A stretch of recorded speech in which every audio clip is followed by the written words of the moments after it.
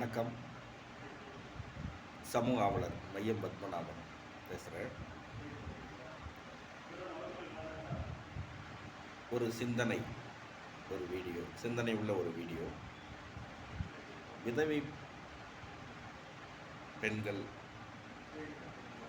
பூ வைக்கக்கூடாது, பொட்டு வைக்கக்கூடாது என்று நமது தெய்வங்கள், எந்த தெய்வங்கள் இதை சொல்லியிருக்கிறார்கள் என்று புரியவில்லை. நமது புராணங்களில் சொல்லியிருக்கிறதா என்று தெரியவில்லை.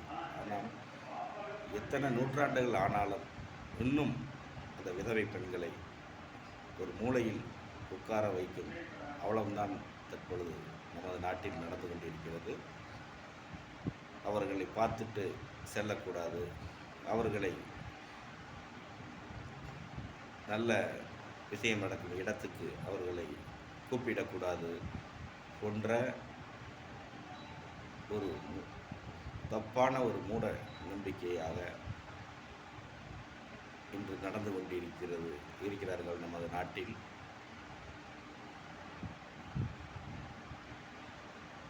அவர்களை பூ வைக்கக்கூடாது, பொட்டு வைக்கக்கூடாது என்று உங்கள் மனதளவில் ஏன் நினைக்கிறீர்கள் என்று தெரியவில்லை. இதே உங்களோட பொண்ணாக இருந்திருந்தால், உங்கள் குடும்பத்தில் ஒருவராக இருந்தால் இது மாதிரி நினைக்க மனம் வருமா? நான் நிறையா ஃபங்க்ஷனில் பார்த்துருக்கேன். அவங்க வந்தால் ஒரு மாதிரி ஒரு சில பேர் முகம் சுளிக்கக்கூடியதெல்லாம் பார்த்துருக்கேன். நல்ல விஷயத்துக்கு அவங்கள கூப்பிடக்கூடாது அப்படிங்கிற மாதிரி நிறைய பேர் அழைக்க மாட்டாங்க, அவங்களே சங்கடப்பட்டுட்டு வரமாட்டாங்க. அந்த மாதிரி தான் இன்றைக்கி நம்ம நாட்டில் நடந்துக்கிட்டு இருக்குது. அப்படி எந்த புராணமும் சொல்லலை, இதிகாசமும் சொல்ல கிடையாது.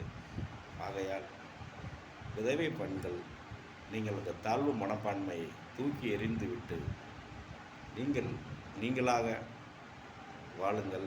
உங்களுக்கு பொட்டு வைக்க கோயிலுக்கு போய் குங்குமம் வைக்கணுமா வைங்க, பூ வைக்கணும்னு விரும்புகிறீங்களா பூ வைங்க.